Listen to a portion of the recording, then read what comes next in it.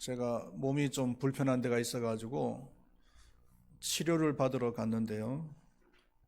일반 병원이 아니고 목사님 한 분이 맨손 요법이라는 방법으로 치료를 하는데 침도 넣고 또 숙덤도 하고 또 카이로프라틱도 하고 다양한 방법을 통해서 치료를 하는 곳이었습니다. 그 중에서 괄사라고 하는 요법이 있었는데요. 소주잔만한 그런 그릇을 가지고서 온몸을 갖다가 마사지하는 방법이에요.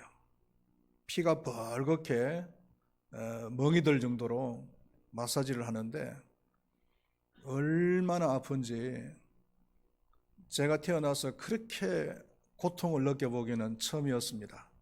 마치 지옥의 고통이 있다면 이와 같을 것이다 라고 할 정도로 그만큼 고통을 많이 느껴본 적이 있습니다. 여러분들은 지금까지 살아오면서 가장 심한 고통을 겪어본 적은 언제였습니까? 또 그 고통이 단순히 육신적인 것이었습니까? 아니면은 영적이고 마음적인 것이었습니까? 오늘 봉독했던 24절 말씀에 보면은 오호라 나는 공고한 사람이로다 이 사망의 몸에서 누가 나를 건져내랴 라고 바울은 자신의 고통을 호소하고 있는 것을 볼 수가 있습니다.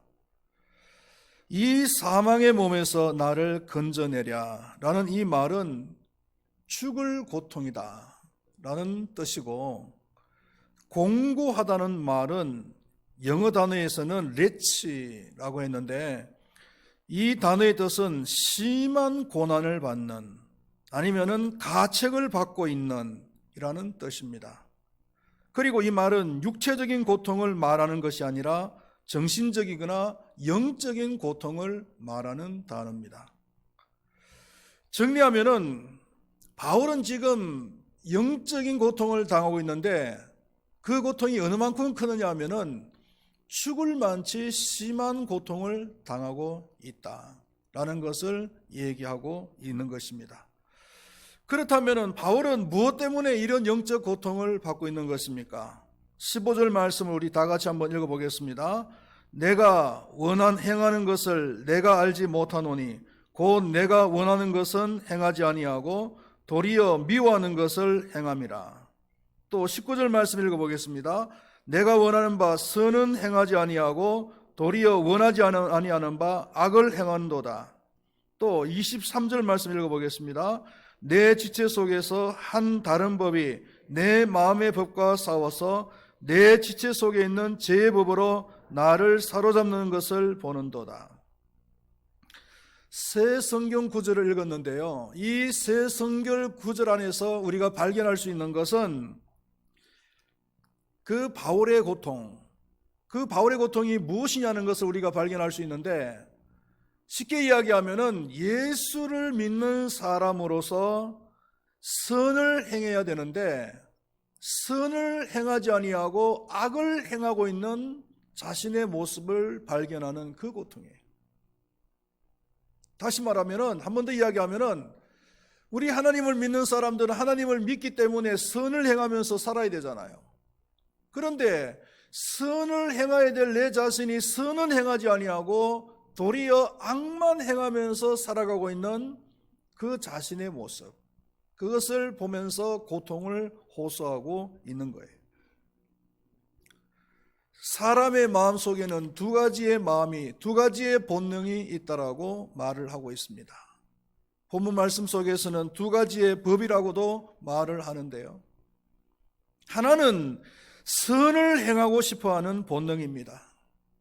불쌍한 사람을 도와주고 싶고 또 병든 사람을 도와주고 싶은 마음이에요. 그리고 또 다른 하나는 악을 저지르고 싶어하는 본능입니다. 용서가 잘 안 됩니다. 사랑이 실천이 안 됩니다. 욕을 하고 싶고 때로는 죽이고 싶은 그런 욕망까지도 내 마음속에서 막 일어나곤 하는 것입니다. 선을 행하고 싶은 마음은 하나님께서 창조하신 본 마음이에요. 하나님께서 원래 창조하신 인간의 마음입니다. 그런데 그 마음 속에 악이 들어와서 선을 행하려고 하는 마음을 거스리는 거예요. 이것 때문에 바울은 고통스러워하고 있는 것입니다. 때로는 사람은 외부의 적보다도 내부의 적 때문에 더 고통스러워할 때가 많이 있습니다. 사람이기 때문에 그렇습니다. 짐승들, 동물들은 이런 고통을 겪지 않습니다. 고민을 하지 않습니다. 중국의 철학자 가운데서 왕양명이라고 하는 사람이 있습니다. 이 사람이 살던 시대 때는 도둑도 많았고 전쟁도 끊이질 않았습니다. 어느 날 그의 제자가 그에게 찾아와서 말을 했습니다. 선생님, 이 도둑 문제를 어떻게 해결할 수가 있겠습니까? 라고 질문을 했을 때 이 왕양명은 말하기를, 내게는 더 큰 문제가 있다. 내 마음의 도둑을 잡는 것이다. 라고 얘기를 했다는 것입니다. 외부에서 드러나고 있는 도둑보다도 더 중요한 것은 내 마음속에 있는 그 도둑을 잡는 것이다. 이렇게 얘기를 한 것이죠. 또 한 번은 다른 제자가 찾아와서, 선생님, 어떻게 하면 전쟁에서 승리할 수가 있겠습니까? 라고 질문을 했을 때에 왕양명은 내 마음의 전쟁에서 먼저 승리하는 것이 더 큰 문제다. 이렇게 대답을 했다는 것입니다. 진정한 그리스도인이라면은 내 마음의 적과 싸워서 그 적들을 몰아내고 승리하는 삶을 살아야 될 줄로 믿습니다. 그런 의지가 우리의 마음속에 있어야 된다는 것입니다. 매 순간마다 죄를 지으려고 하는 그 본능을 몰아내고 선한 삶을 살아야 됩니다. 이것이 영적 싸움인 것입니다. 디모데후서 2장 3절 말씀에 보면은 네가 그리스도 예수의 좋은 군사라 라는 말씀이 나옵니다. 우리는 하나님께 좋은 군사로서 부름을 받은 사람들인 줄로 믿습니다. 제약과의 싸움을 하기 위해서 하나님께서는 우리를 부르신 것입니다. 그렇다면 우리는 그것 때문에 부름을 받은 사람이라면 그런 제약과의 싸울 의지가 우리의 마음속에 있어야 된다는 것입니다. 그리고 이 싸움에서 이겨야 된다는 것입니다. 열심히 싸우다 보면 어느새 나의 모습이 하나님의 거룩한 그런 모습으로 변해져 있는 것을 발견하게 될 것입니다. 과거에 하버드의 공부벌레들이라고 하는 책을 읽은 적이 있습니다. 하버드의 법대라고 하면은 전 세계에서 최고의 대학이라고 할 수가 있겠죠. 세계 최고의 우등생들만 갈 수 있는 학교입니다. 그렇다고 해서 하버드에 다니는 사람들은 전부 우등생들이기 때문에 공부를 하지 않아도 스스로 저절로 우등생이 되는 것은 아니라는 것입니다. 그 사람들도 피나는 공부를 해야 됩니다. 과제를 하거나 아니면은 시험 때가 되면은 맨날 며칠을 잠을 자지 않고서 공부를 해야 됩니다. 과제를 준비해서 제출을 해야 됩니다. 그러다 보면은 어느 날 우등생이 되어져 있는 것입니다. 결코 가만히 있다고 해서 그 사람들이 우등생이 되는 것은 아니다라는 것입니다. 탐심이라고 하는 죄와 싸워서 이길 때 우리는 탐심이 없는, 탐심을 극복한 삶을 살아갈 수가 있습니다. 미움이라고 하는 그 죄와 열심히 싸울 때에 우리는 미움을 가지지 않는 사람이 될 수가 있는 것입니다. 음란이라고 하는 그 죄와 싸워서 이겨야만이 우리는 음란을 극복하는 그런 인격체가 될 수가 있는 것이죠.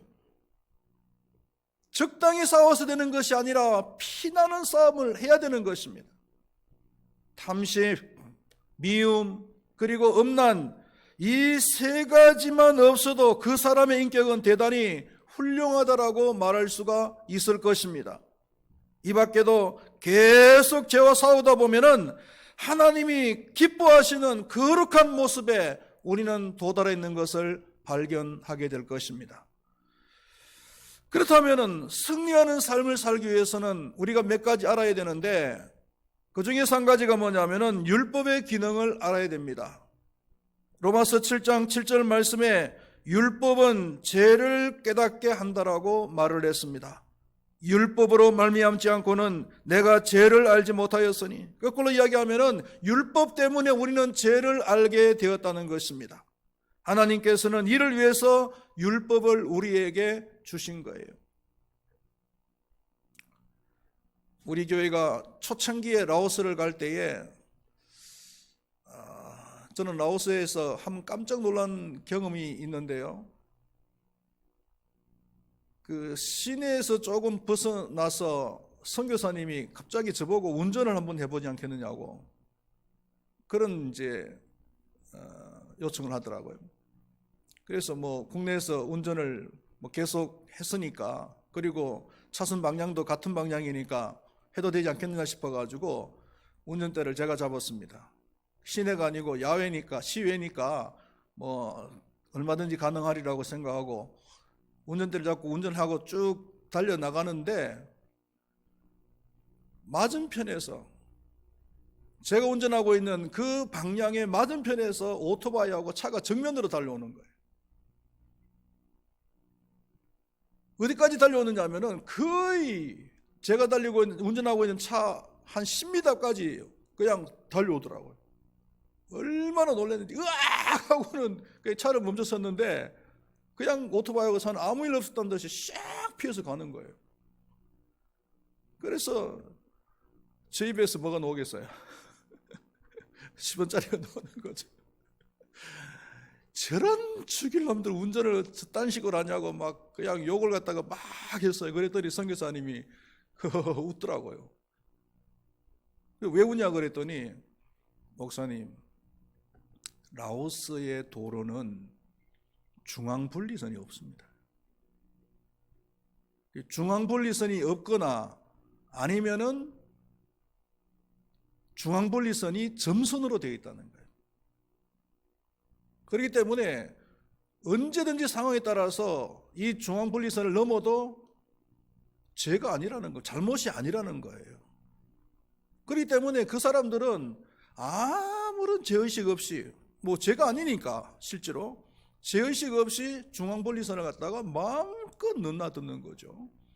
그래서 막 우리나라 사람들이 운전을 하면은 못해요, 겁이 나서. 그런데 상황이 우리나라의 상황이라면 달라지는 거죠. 우리나라는 어떻습니까? 중앙분리선이 선명하게 있잖아요. 일직선, 점선이 아니고,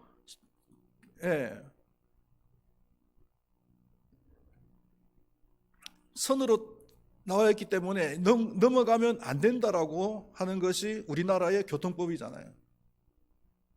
그렇기 때문에 그 선이 그 법으로 어떻게 정해져 있느냐에 따라서 죄가 될 수도 있고 죄가 되지 않을 수도 있다는 겁니다. 중앙분리선을 넘으면 죄다라고 하는 그런 법이 라오스에서는 시내에서는 적용이 될지 모르겠지만, 그러나 시외로 나가면은 그것이 적용이 안 된다는 거죠.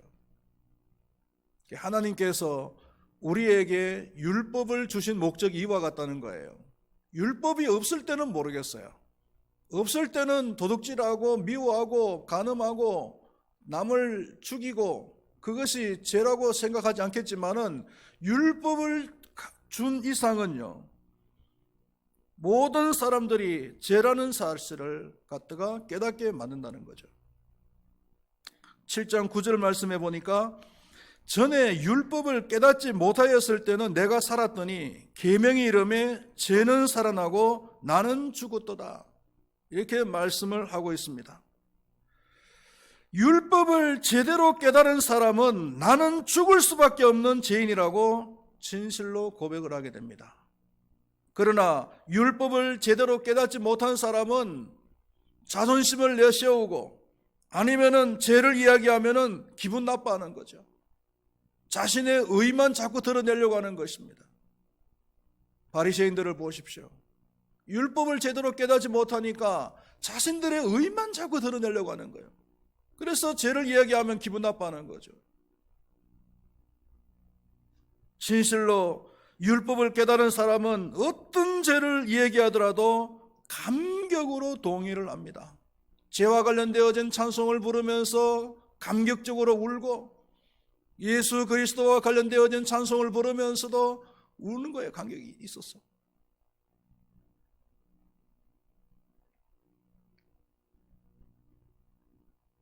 율법의 기능을 알아야 될 줄로 믿습니다. 그리고 두 번째 알아야 될 게 뭐냐면은 자신의 본성을 알아야 된다는 겁니다. 14절 말씀을 한번 읽어보겠습니다. 우리가 율법은 신령한 줄 알거니와 나는 육신에 속하여 제 아래 팔렸도다.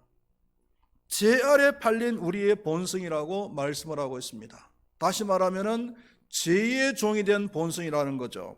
15절 말씀에 내가 행하는 것을 너희는 알지 못하노니 곧 내가 원하는 것은 행하지 아니하고 도리어 미워하는 것을 행함이라. 원하는 것을 행하지 아니하고 미워하는 것을 행하는 우리의 본성이라고 얘기하고 있습니다. 19절 말씀에 내가 원하는 바 선은 행하지 아니하고 도리어 원하지 아니하는 바 악을 행하는도다. 원하는 선을 행하지 않고 원하지 않는 악을 행하는 것이 우리의 본성이라는 거죠. 정리를 해보면은 원하는 것은 선이고 원하지 않는 것은 악인데, 원하는 선은 행하지 않고 원하지 않는 악을 행하는 것이 우리의 본성이라는 거예요. 다른 사람이 많은 돈을 들여서 선을 행하는 것을 보면은 참 잘한다, 참 좋다라는 생각을 하지요. 감정적으로는 그것을 동의합니다. 하지만 나는 그렇게 하지 않는 거죠. 얼마 전에도 TV에 가수 중에서 션이라고 하는 사람이 나와가지고 그 사람은 연예계에서 기부왕이라고 그렇게 별명이 붙었다고 해요. 실제로 그분은 모든 수입이 있으면은 그 수입 중에서 많은 부분들을 기부하는 데 사용을 하는데, 지금까지 기부한 액수만 해도 거의 한 50억 정도. 연예인이 돈을 잘 번다고는 하지만은 50억이라면 결코 적은 돈은 아니잖아요. 심지어는 자기 집을 지으려고 모아놓았던 돈을 잠시 집 짓는 것을 미루고, 그리고는 기부하는데 다 그 집 지을 돈을 다 기부했다고 그렇게 얘기하더라고요.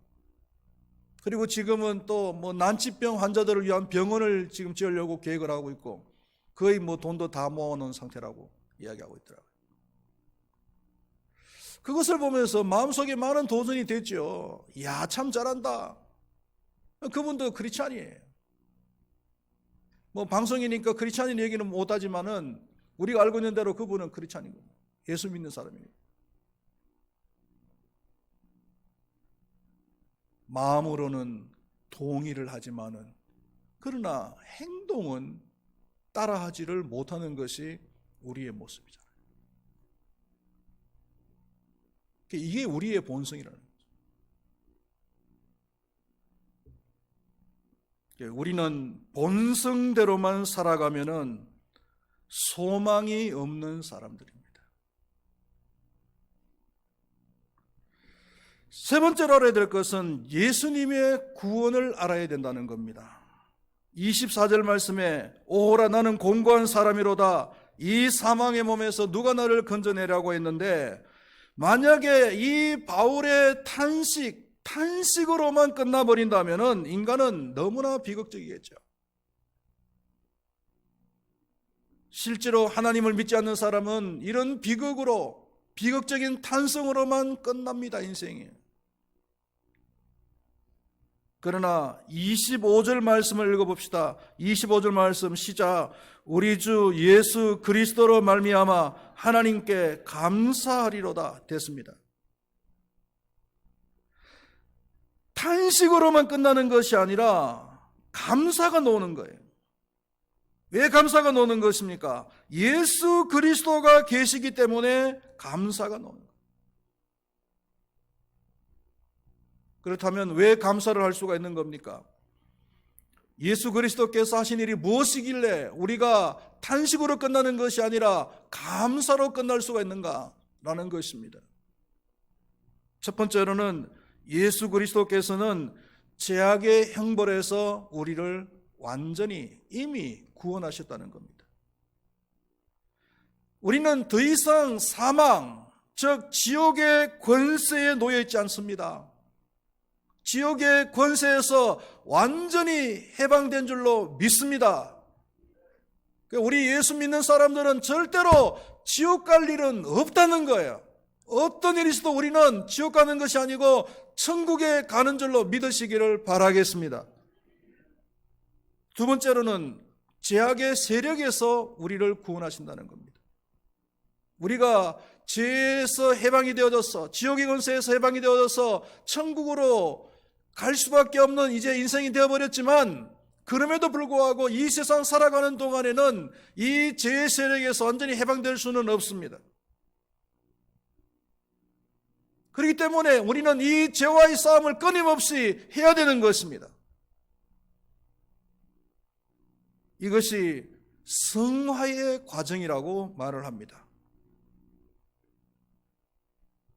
예수 그리스도께서 우리에게 성령을 부어주시기 때문에 우리는 이 성화의 과정 속에서, 이 영적 싸움에서, 이 죄와의 싸움에서 승리할 수가 있는 줄로 믿습니다. 그리고 세 번째로 최종적인 구원을 우리에게 보장을 해주는 것입니다. 우리는 예수님 때문에 때로는 좌절하고 또 눈물을 흘리는 그런 경험을 할 수도 있습니다만은, 그러나 예수 그리스도께서는 결국은 우리로 하여금 승리케 하여 주신다는 것입니다. 고통을 호소하던 바울의 고백이 있습니다.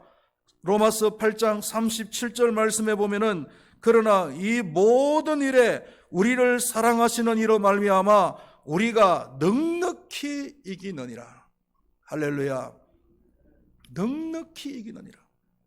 비록 지금은 죄와의 싸움에서, 우리의 본성과의 싸움에서 많은 고통을 겪고 있지만은, 죽을 만치의 고통을 겪고 있지만은, 그러나 확실하게 주님께서 우리에게 보장해 주신 것은 그 죄와의 싸움에서, 그리고 그 본능과의 싸움에서 완전히 넉넉하게 승리하게 해 주신다는 사실입니다. 할렐루야. 예수 그리스도 안에 있는 모든 사람들은 이와 같이 동일한 승리의 고백의 주인공이 될 줄로 믿습니다. 기도하시겠습니다. 하나님 아버지, 바울은 죄에서, 지옥의 권세에서 완전히 해방이 된 사람이지만, 그럼에도 불구하고 죄와의 싸움, 자신의 본능과의 싸움, 악한 영과의 싸움 때문에 죽을 만치의 고통을 호소하고 있습니다. 바울의 이 고통스러운 호소는 바울의 고통으로 끝나는 것이 아니라 우리 예수 믿는 모든 사람들의 고통의 호소가 되어져야 될 줄로 믿습니다. 하나님께서는 우리를 부르실 때 그리스도의 좋은 군사로 부르셨습니다. 죄와의 싸움에서 승리할 수 있도록 우리를 불러주셨습니다. 우리가 예수님을 의지하고 예수님을 우리의 왕으로, 우리의 대장으로 삼고 살아간다면 이 죄와의 싸움에서, 본능과의 싸움에서, 악한 영과의 싸움에서 반드시 넉넉히 이길 줄로 믿습니다. 바울의 그 승리의 고백이 우리의 고백이 될 수가 있는 줄로 믿습니다. 우리 큰바위교회 모든 성도님들은 예수님을 분명히 의지하게 하여 주시고 이 악한 영과의 싸움에서 100% 승리하는 삶을 살아갈 수 있도록 도와주시옵소서. 감사합니다. 예수님의 이름으로 기도드리옵나이다. 아멘.